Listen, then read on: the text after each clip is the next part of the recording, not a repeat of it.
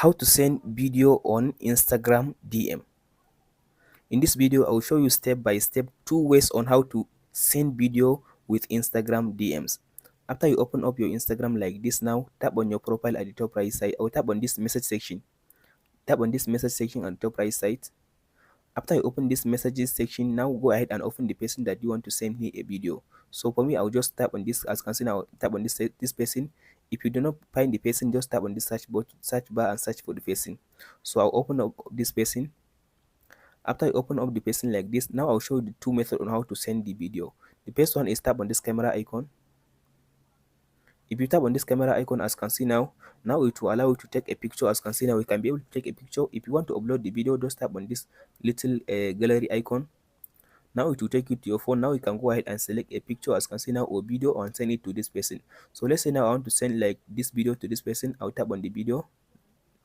After you select the video, tap on this send button. So now as you can see now, I send this video. Here is it. It says video. So the second one is tap on this, as you can see now, gallery icon. This one. So the second method is tap on this gallery icon.